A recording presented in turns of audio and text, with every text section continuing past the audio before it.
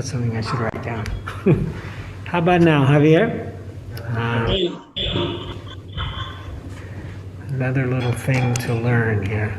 I think I'll have to remember to fix that later.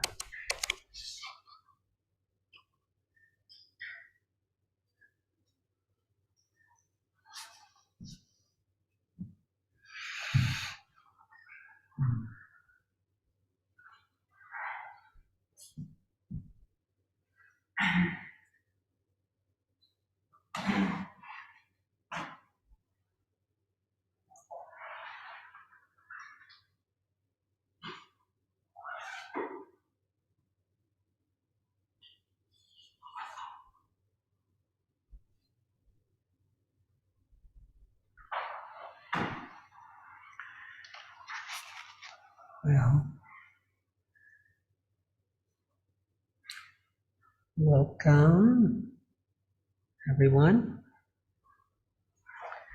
I got this more potent mask on. I can already tell that my voice is more muffled. I might go to my other one.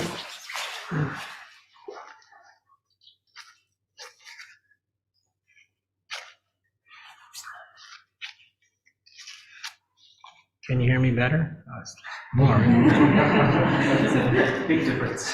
It's a big difference, isn't it? No? For my ears, it was a huge difference. Literally, like.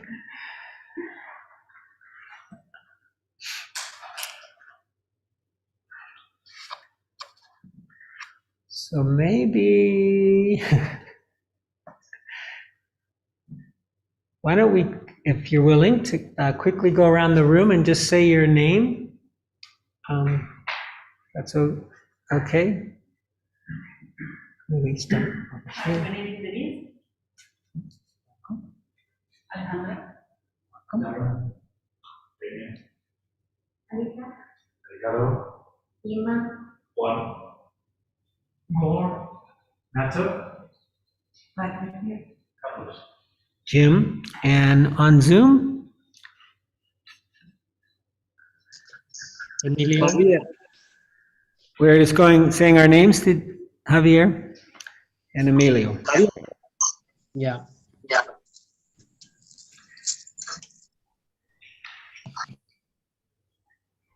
you for that. There's someone here named Sala Dāna. Did he say his name?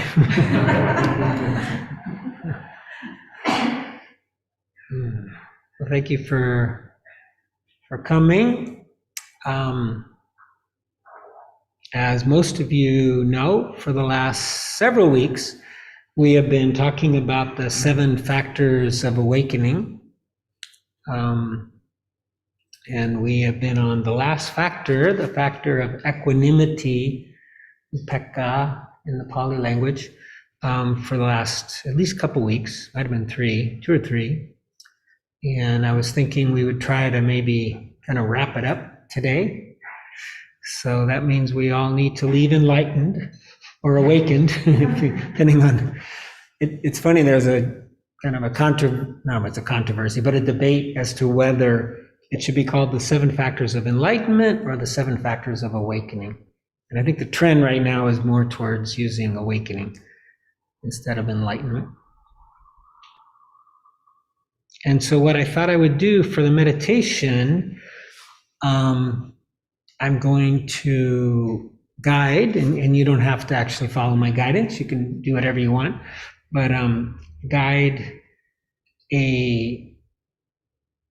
I guess you could call it kind of an equanimity meditation, one that is often associated with this factor. And I meant to look up a word in Spanish just to make sure it's real clear as to what this word is. It's a very simple word, and it means broad. The word is broad. Amplio. Okay. Yeah.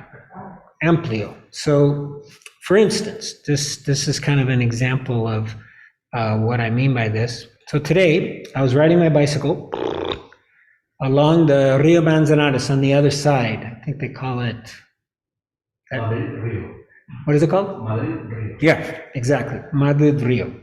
And on a Sunday, in fact, every day, but on a Sunday morning, the Madrid Rio is a muchedumbre, right? There are just people of all sizes and shapes and bicycles and little kids on things, and and it's almost a little bit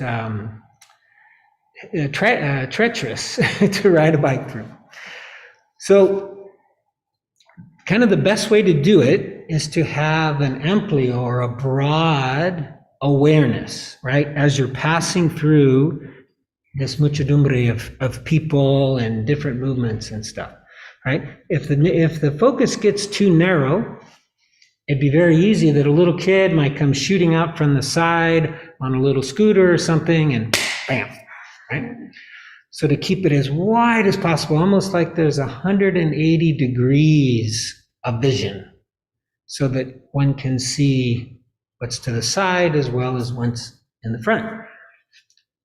And so obviously we're not focusing on any one thing. Instead, we're focusing on and experiencing a broad perspective. And so we can do the same in meditation. And this is often associated with this equanimity or this equipoise, because we want to be balanced, right? So we open up, you could even imagine it like 180 degrees. Our attention is kind of in the middle, but not focused strongly on any one thing. It's wide like this, and then we're balanced. We're not too much like this because we're not focusing over there, and we're not too much over like this where we're not focusing over there. We're just sort of focusing in this whole area. And it can be actually quite stilling, quieting for the mind. And so you might, you could use your body very much as an anchor, because it's already pretty broad, the body, versus, say, the breath, which is rather narrow. And then if you want, you can expand that awareness to include the room, to include sounds, to include kind of the presence of people in the room. And then just see how that kind of is for you. So I'll guide it. We'll kind of do as we've been doing, start off with the room and then go a little bit narrow, but we won't go to the breath. If you want to go to the breath, by all means, go to the breath. But we're just going to stop with the body, basically, as far as I'm going to go in terms of narrow. And then I thought I would add a few phrases along the way, equanimity phrases that you can use if you want. Like, may I be at peace with this meditation. May I be at peace with Jim's guidance. May I be at peace with whatever, for example. Okay, any questions? Was that pretty clear, right, what we're going to do? Okay, cool. What did I do with my phone? My timer. Just brink. And Emilio, Javier, you left. Hopefully the instructions were clear to you two guys as well. And yeah, very clear. Thank you. Thank you. So in case anybody has forgotten, we usually go for 30, I said it for 30 minutes, and then it takes us usually a minute or two to wind down.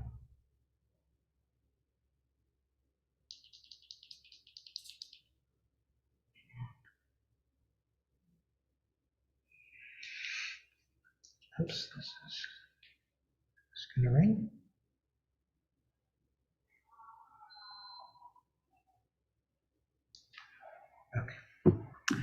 Okay, so find your comfortable posture.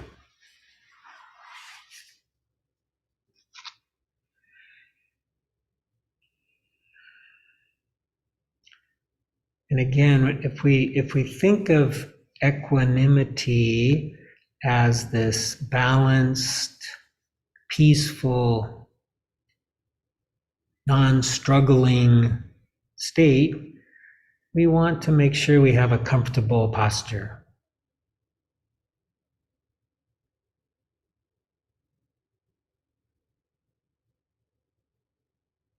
We find that posture that works for us. The back is straight. The hands can either be in the lap or on your knees.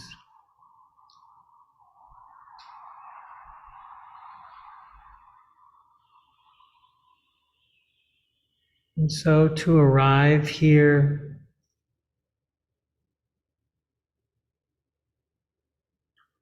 you might choose listening, hearing sounds. We just open up to the sounds. Let them enter into our ears and touch the eardrums.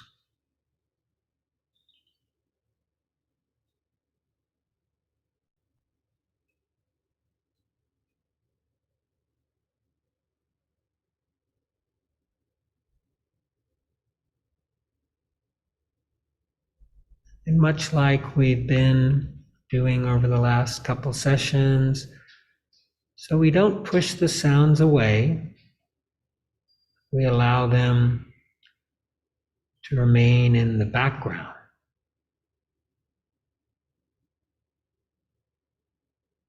the periphery, segundo plano.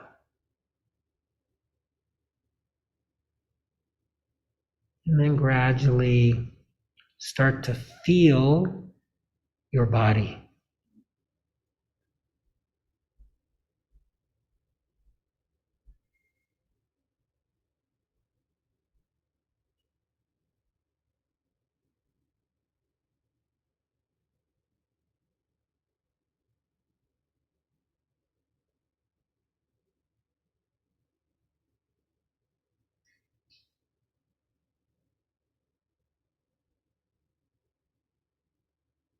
So we're experiencing whatever is present in the body at this moment.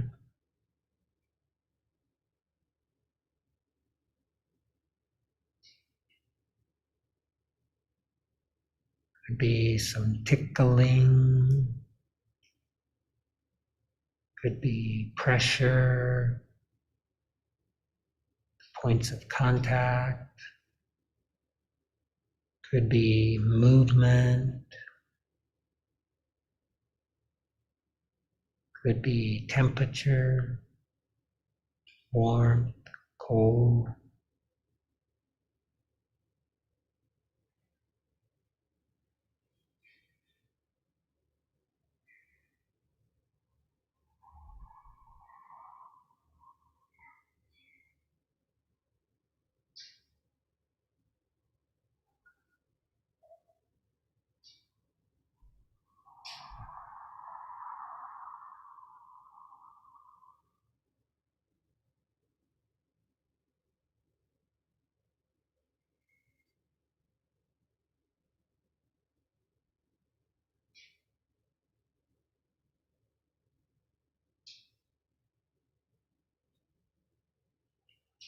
When thoughts arise, we don't push them away. We just bring back into the foreground the sensations in the body. Don't even mind the thoughts.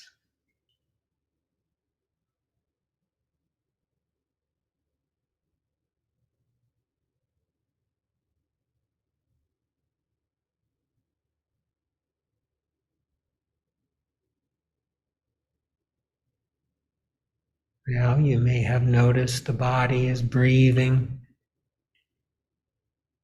moving with the breath.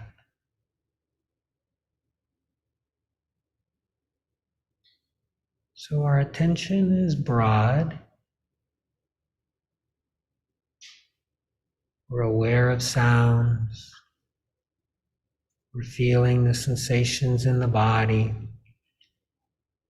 And we're noticing that the body is breathing.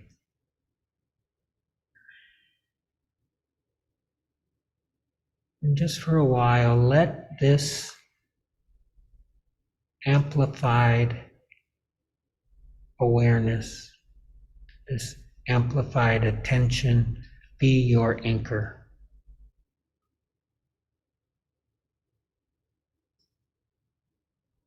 Very broad.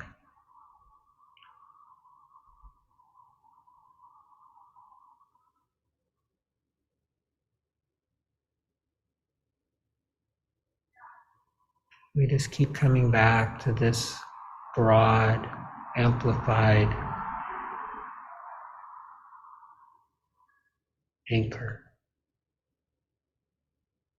This body sitting here, breathing, surrounded by sounds.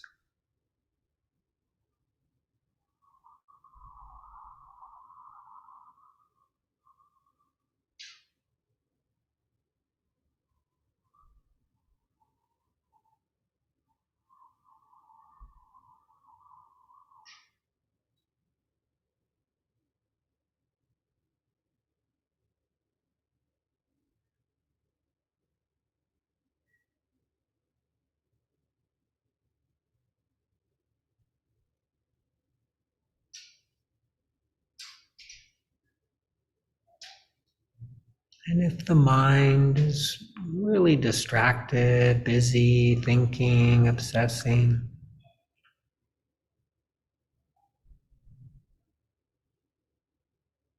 you can use some equanimity phrases. Right now, the mind is like this. Right now, the mind is like this. Or simply, right now, it's like this.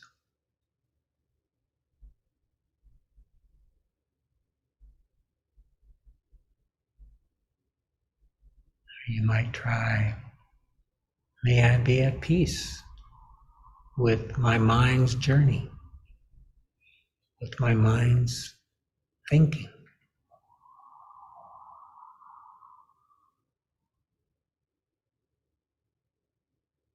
Say a phrase and then come back to your broad, open anchor.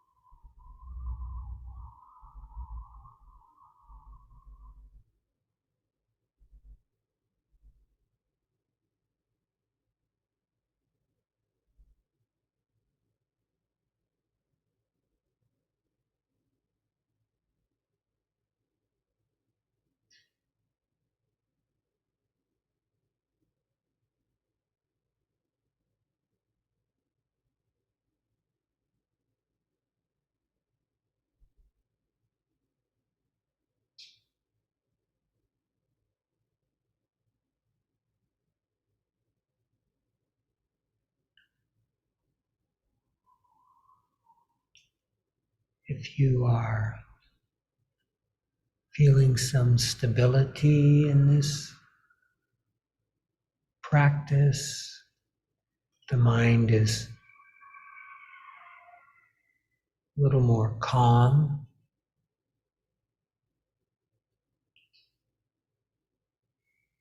You can even try to not even pay attention to the broad experience, but rather pay attention to the calm, to the stillness, if it's there.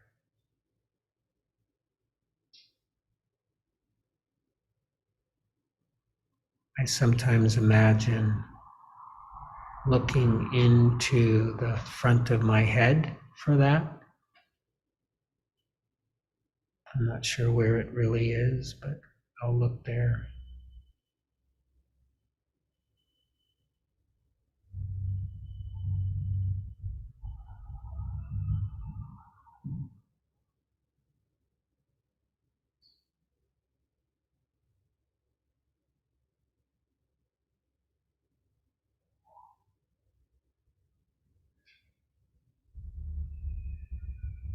Still not pushing anything away, though. It's all there in the periphery, the sounds, the sensations, the thoughts, the breathing.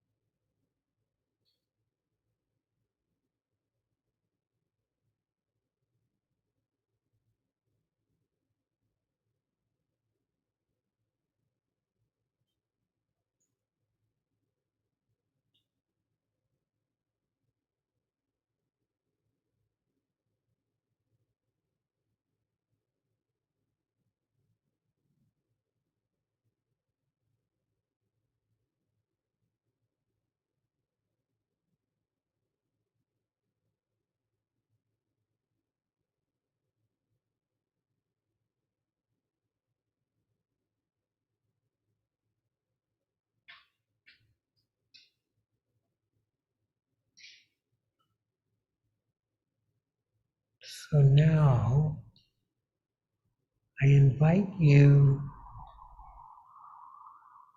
to become aware of any preferences that your mind might have.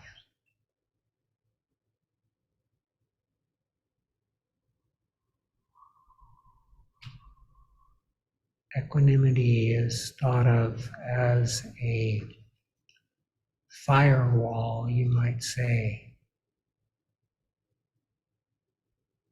against preferences. So we'll just watch our mind and see if it is drawn toward one particular sensation or practice or thought, or whether the opposite is true, or it's averse, it moves away from pain, discomfort, emotion.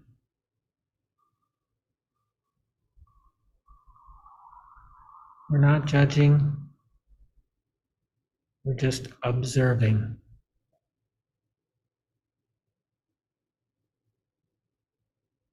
From a place of equanimity, we are observing the tendencies of the mind.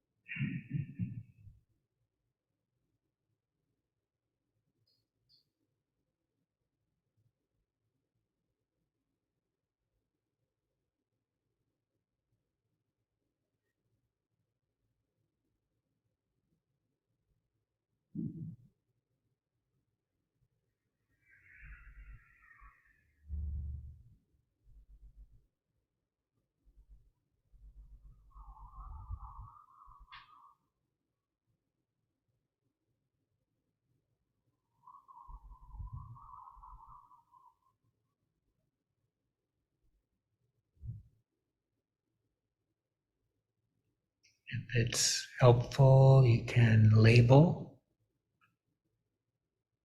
using the feeling tone terms, Vedana terms, pleasant or unpleasant. If the mind is not drawn to anything, is a little confused, could have the neutral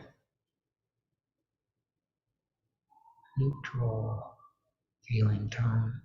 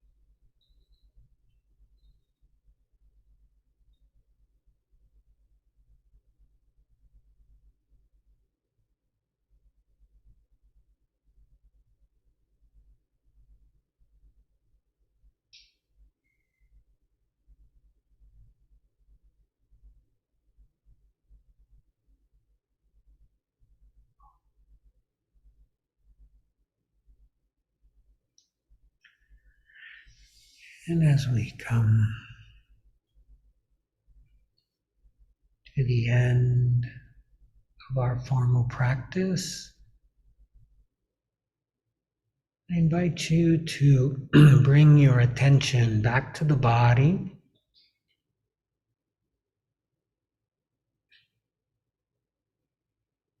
Re-inhabiting, refilling, re-establishing the attention into the body.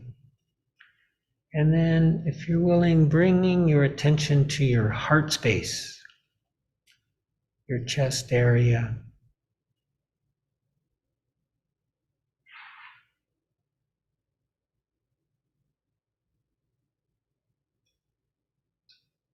And I'm going to put out an equanimity phrase, an historical, traditional phrase that we can say in the I form. I am the heir of my karma, and my happiness and unhappiness depends upon my actions, not on my wishes.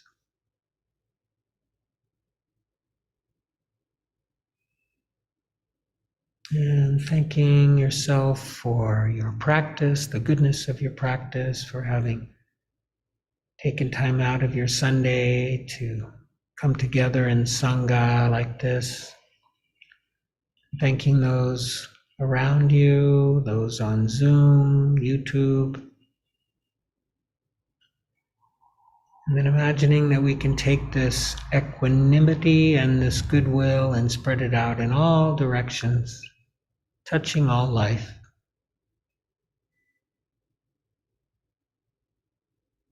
And when you hear the sound of the bell, just noticing if there's a preference or not for the bell.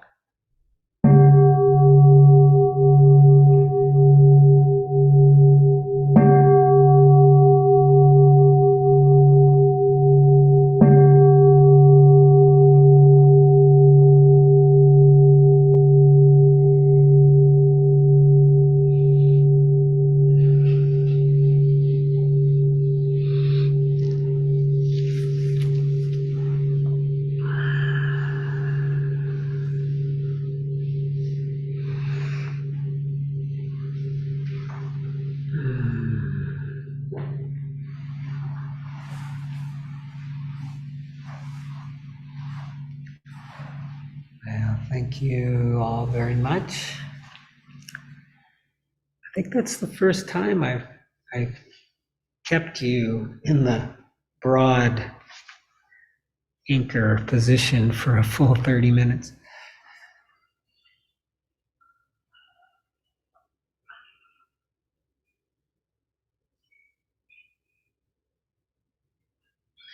And I recognize that for some minds and some people, a specific spot to focus on is helpful. And that this broad, open, extended, awareness can be a little jarring. It's like, where do I go with my attention? Did anybody experience that where it just felt a little too loose or a little too wild and not too many yeses? Okay, good. Because really, as far as I know, and teachers that I follow, this was really what the Buddha was pointing towards. Denise, if you're willing, thank you. And I was listening to a Dharma talk recently where the teacher kind of added something that may not have been actually said at the Buddha's time, but we say it very often now, and that is that not only is our attention broad or our awareness broad, but our experience as well.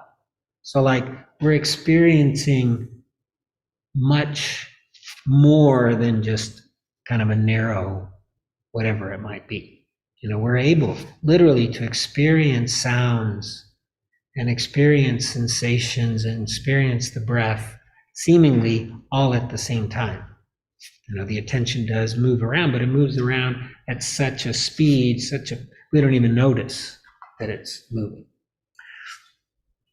And we can take all this in. And clearly, if you're, in a place where dangerous things could happen, it comes in handy, right? To have a broad awareness, a broad experience. And even in the safest, most beautiful place, walking through a forest, walking through nature and being able to take it all in.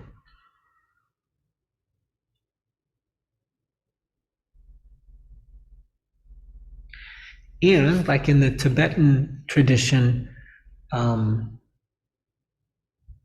have different names for it, Dzogchen and stuff, but this young fella, Yonggi Mingyur Rinpoche, who I've kind of followed for the last 15 years, he calls it objectless samatha. So objectless samatha. So there really isn't an anchor. We have this broad awareness, but yet we can establish a samadhi state with that.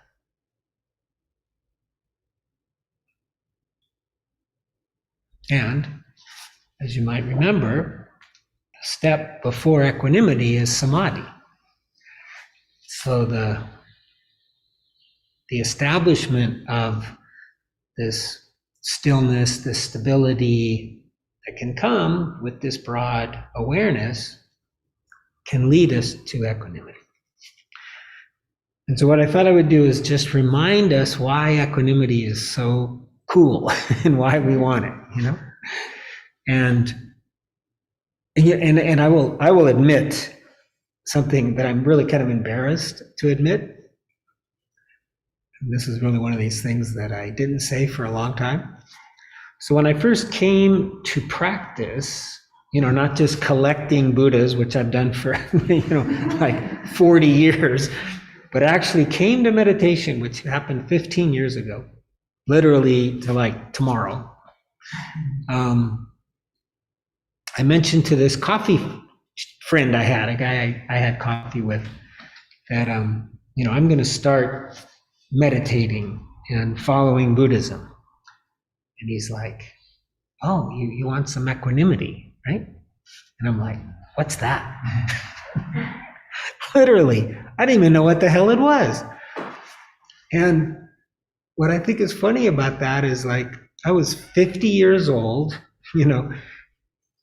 American, middle class, raising, and the word may not have ever even entered into my ears. That's how kind of sad.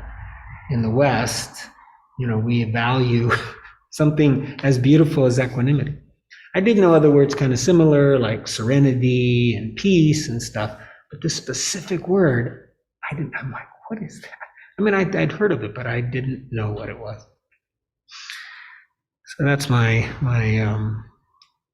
what is revealing, pulling aside the covers for a second or the curtains and showing you how ignorant I am and have been. So why do we want it? What's so special about it? Why is it the last of the 7 factors?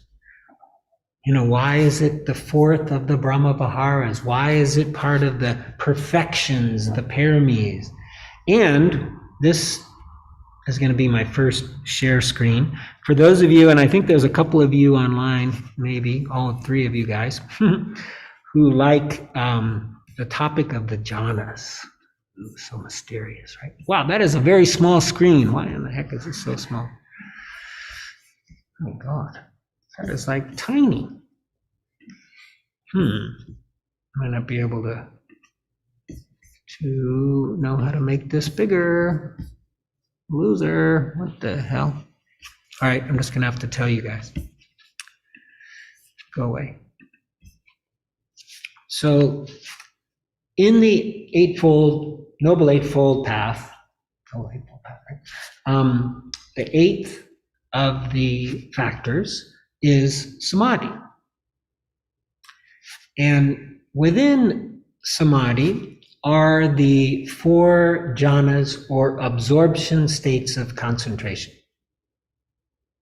And it's one of these topics that not everybody is in agreement with, that you have to experience the jhanas in order to become awakened, in order to become enlightened. Some people say you do, some people say it's not necessary. And I have no idea. But I do like the fact that they're there. And in the fourth one, so the final of the 4, and there are also these 4 non-material ones, or they're called non-material, that I don't believe the Buddha taught. I think they actually came later. But in the 4th one, there are only 2 states that you experience once you reach this level of concentration. And it's ekagata, I think is how you pronounce it, which is one-pointedness, being able to just focus on one thing, which could be like this, or it could be like this. And it's equanimity. And so, like, the ultimate thing, the 4th of the 4 jhanas and the ultimate factor of the Eightfold Path is equanimity. That's how much it's valued. And that really is, like the goal. If there is a goal, the goal is equanimity. And the idea behind it, one of many, is balance. Right? And it's right in there, like in the word, equilibrio, equipoise, equanimity, so that we're not thrown off balance by the various things that happen in our life. And they go through large lists of all the different things that can happen, fame and blame, and the 8 worldly winds, and so forth. And that we stay posed. We have this equipoise where we're balanced. It does not mean that we're indifferent, because we are different, or we are caring. It's a caring state. It's not a non-caring state.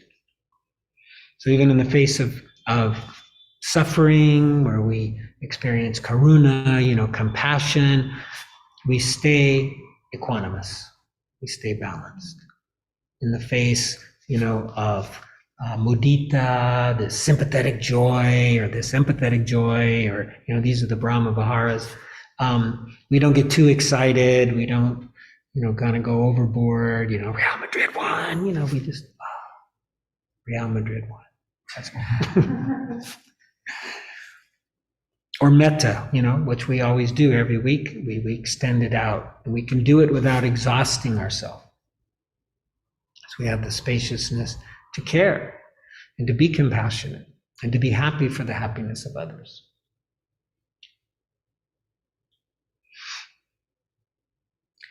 In addition, this equanimous state where the mind is at peace, and the Buddha even said the highest happiness is peace. That in the Buddhist, belief, the highest form of happiness is peace. The highest form of happiness is not Real Madrid won. Donald Trump lost. These do bring a little happiness, but I don't know about Real Madrid thing.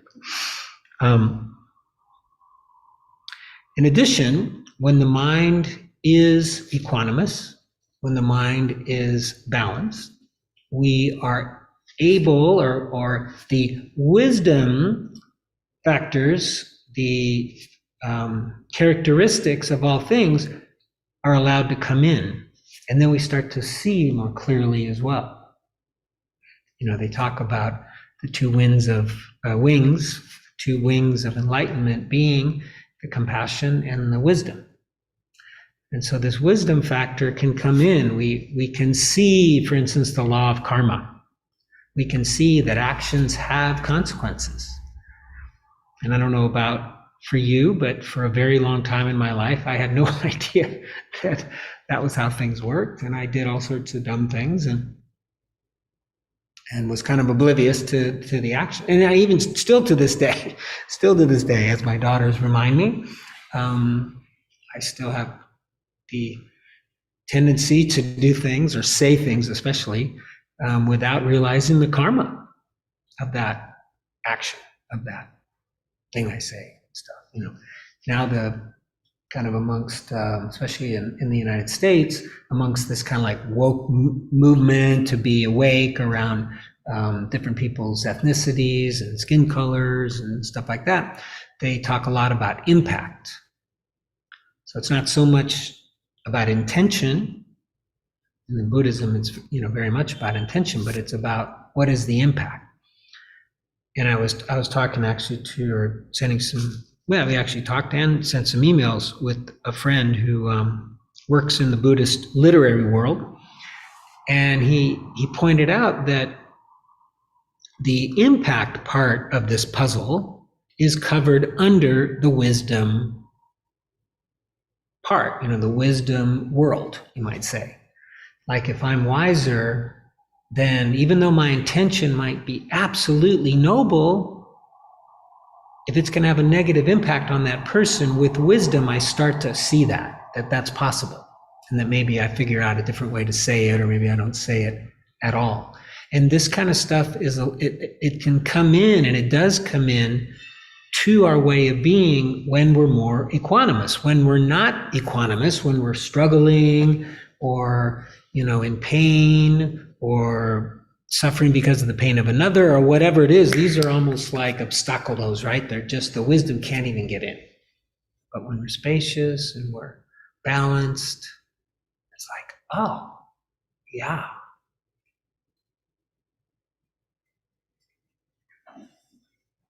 And then, the three characteristics of all things that we've talked about many times, that things are not perfect, dukkha, that we suffer, that we feel stress, that, things are not always the way we want them to be, right?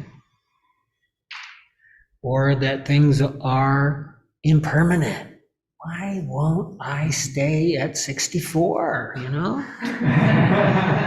It's actually even there. Who cares? If you're at 64, it doesn't matter. Why didn't I stay at 49?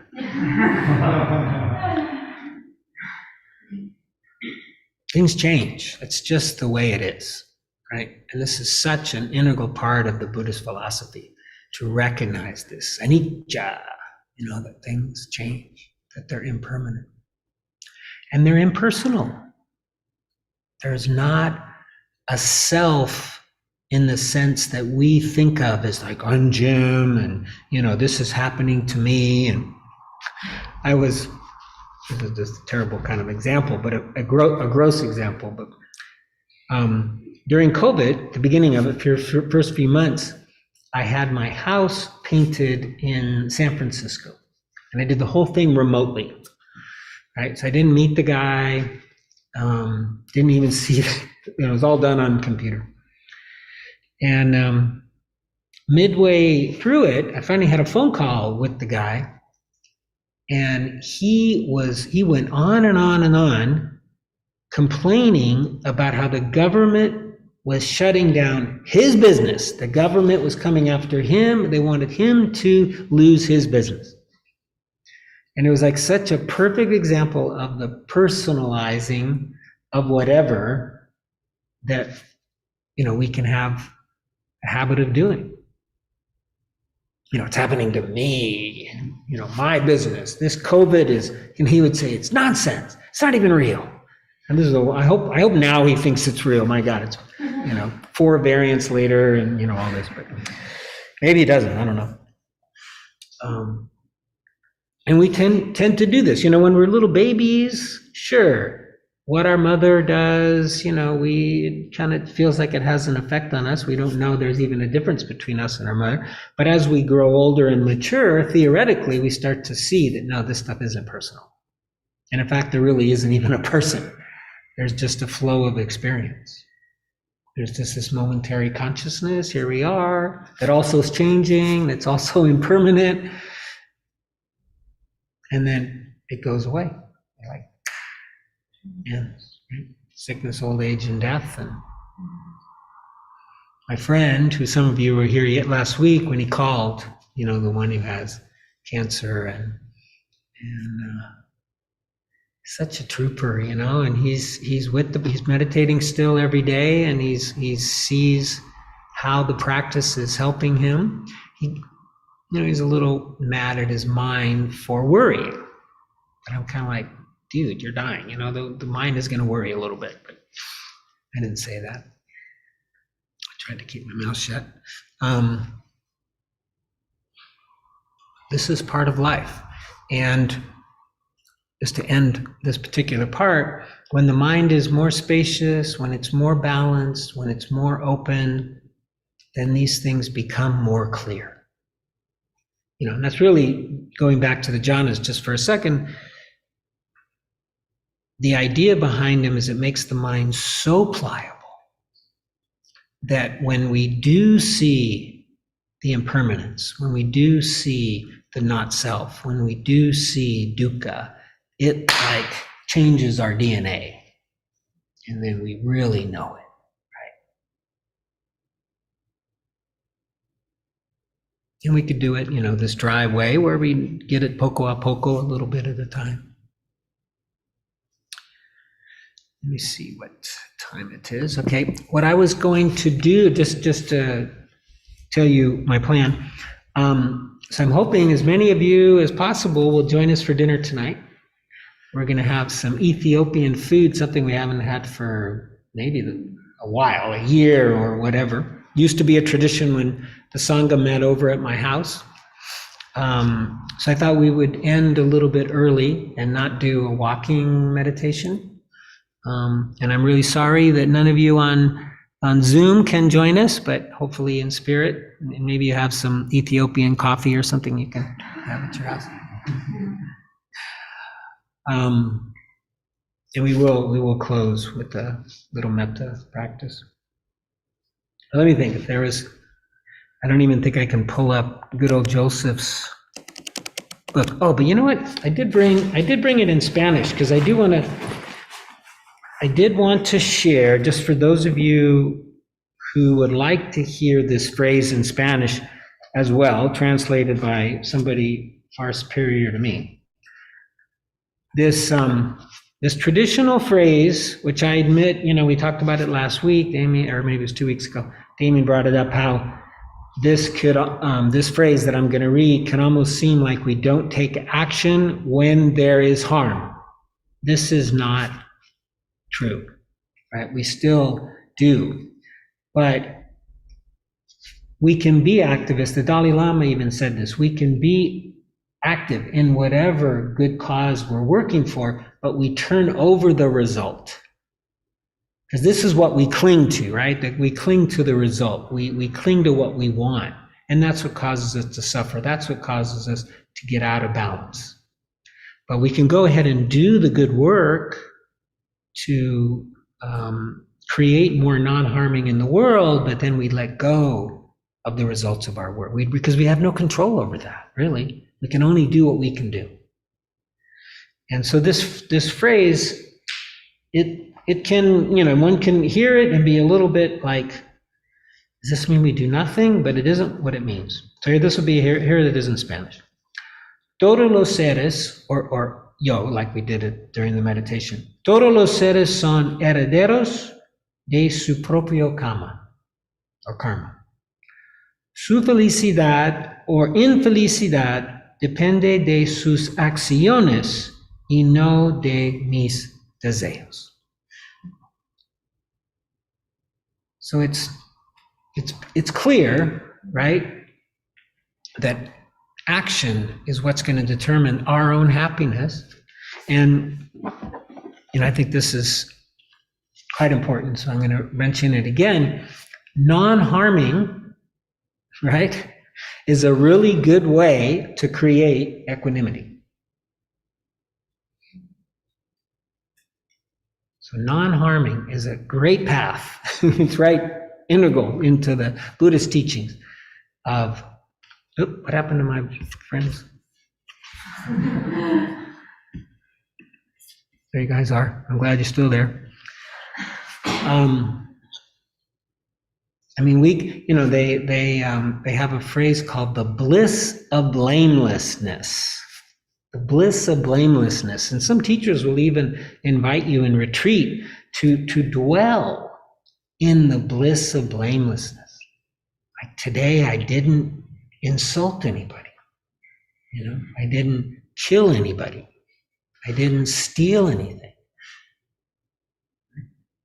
And just remind ourselves that. Because if you have a mind like mine, when I wake up, my mind immediately wants to worry, it wants to fix something, it wants to figure out, it's scanning, okay, what's fucked up, right? And then I gotta attend to.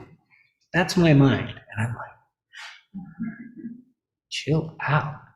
This has been really good for me because I'd forgotten about many of those equanimity phrases, which I posted up on the board, and I'm happy to share them with any of you, and we'll say a couple of them here in a minute. And I started using them again for my mind. Some of them are just like, they're affirmations almost. It's kind of like, everything's good, I'll say to my mind. First thing in the morning, because I can immediately, it wants to worry about something, or it's like my mind feels like something's wrong and it needs to attend to it. And I'm like, we're good, things are good, they're great, don't worry. And I have to say it to my mind, and during that moment, at least when I'm saying it, my mind relaxes and I'm relaxed. This body is relaxed. Maybe a couple minutes later it might come up again, but the phrases work, right?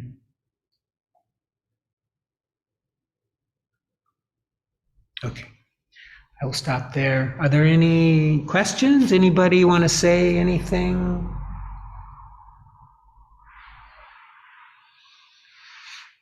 I want to say very fast that I feel very impacted by what you said, that it's not only about intention, but also about the impact that our actions have in other people.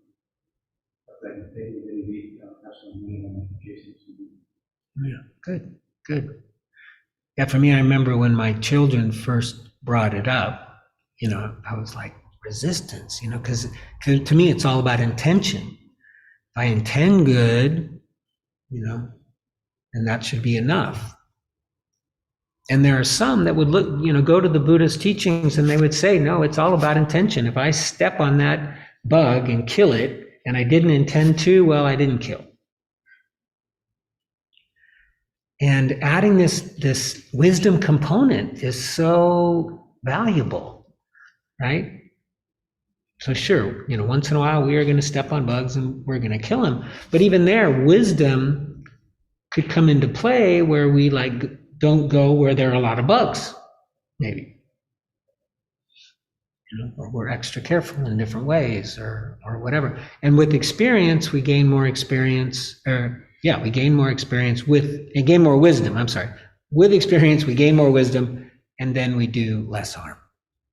Some people, it's kind of natural, non-harming. I can think of one person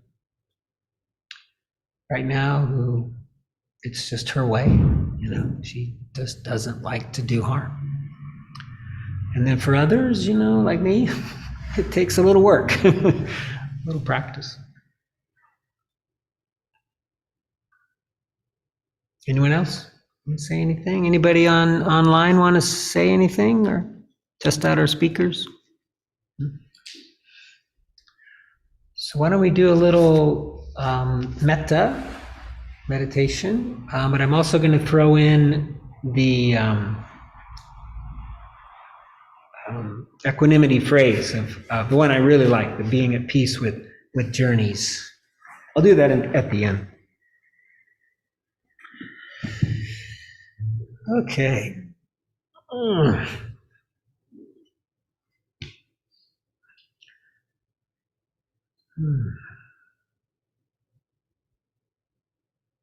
Feeling again your body,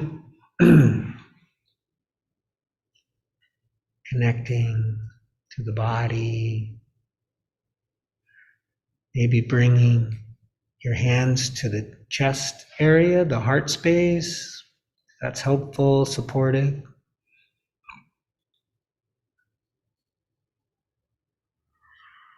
So I'll offer some phrases and you can repeat them to yourself.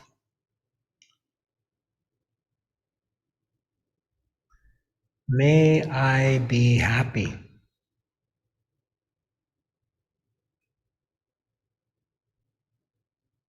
May I be well.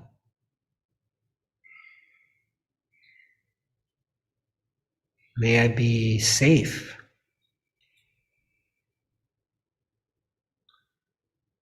And may I be at peace with my journey.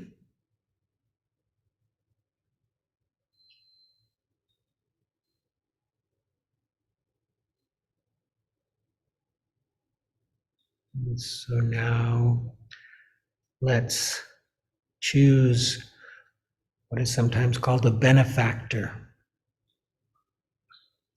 So somebody you really admire, love unconditionally. Just it's real easy to send them good wishes. Bring them to mind. May you be happy.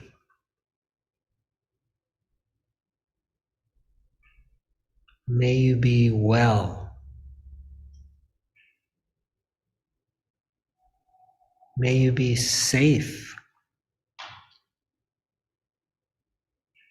May you be at peace with your journey.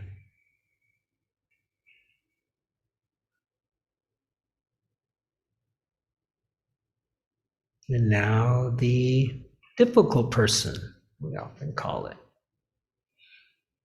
So just take a moment on this one and try to recall, maybe it won't be hard, somebody who hurt your feelings, maybe said something that had an impact on you that was painful.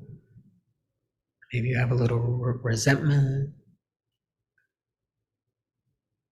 Bring this being to mind. May you be happy. May you be well.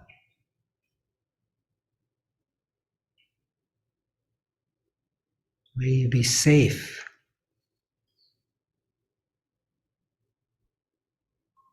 And may you be at peace with your journey.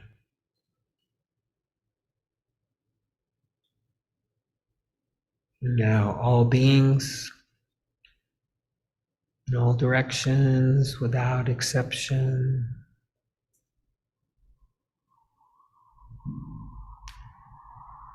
May all beings be happy.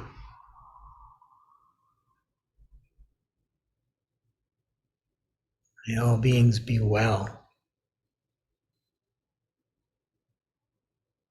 May all beings be safe. May all beings be at peace with their journey.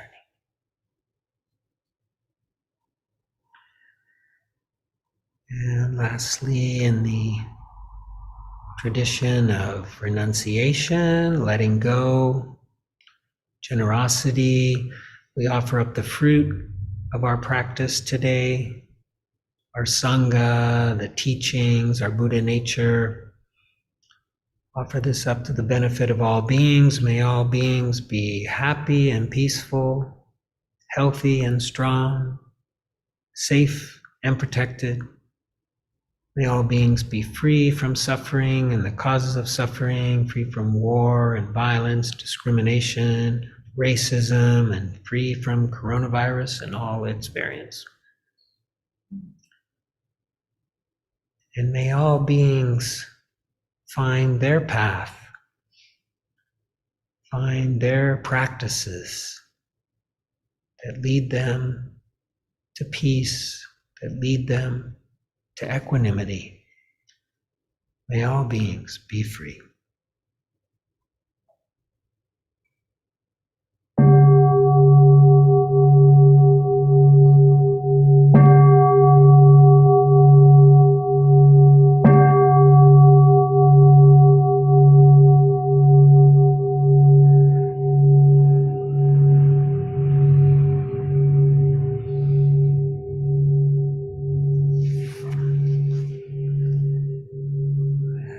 Thank you again for coming. Just a quick word about Dāna, this being another factor, you could call it, another practice. Means generosity, it can mean giving, and it's how we do things here at Sala, as most of you know, is to try to experiment with this economy, let's say, of giving, of gifting. So all the sessions here are offered freely without any charge. And yeah, I think it's working great. I like it. And it's the free, talking about the paramis, which we brought up recently, because equanimity is the 10th one in the Pali Theravada list. The first one is Dāna, is generosity. And maybe we'll get into the others because they're all very useful and worth cultivating.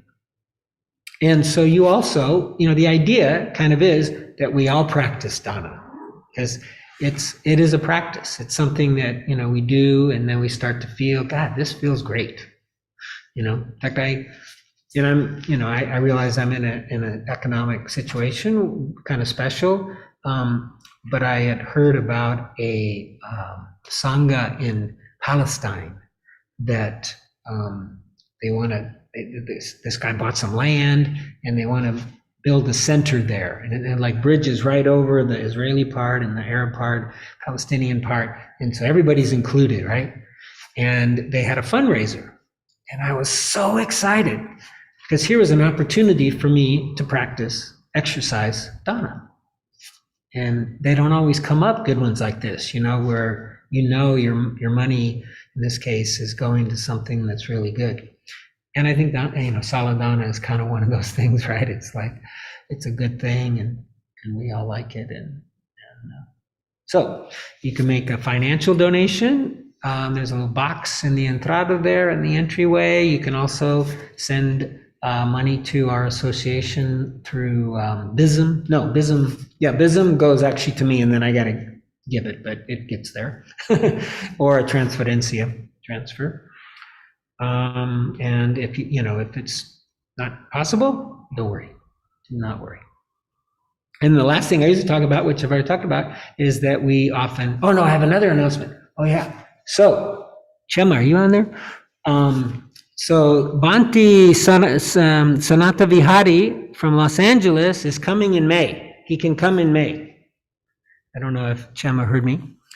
Not sure you heard me, right? So at the end of May, he said, so we got to set up a retreat. So hopefully you guys will all be able to attend a retreat by a wonderful Mexican-American monk. It'll be in Spanish, probably with some English. We'll see whether we also include some English, but at the end of May. So we should have a retreat. So I'm very excited about that. And then the last thing is just come join us for dinner. Yes? I thought you were going to do like a potluck. So I made some banana bread. Oh, Like a bizcocho. It's vegan. Anybody wants to have some. Thank you. Are you going to join us for dinner? Yeah. Okay, well, we can just bring a show. Because we also, Denise brought some cookies, and yeah, so they'll have some sweets. You guys are going to miss out on the sweets. Okay, well, thank you all. And yeah, we'll meet outside and walk over to the restaurant. Thank you, guys. I'm sorry you couldn't come with, but take care. I want the photo. What's that? Yo quiero mi coche. Okay. Oh, you want us to go? We'll save you one, Javier. We'll save you one.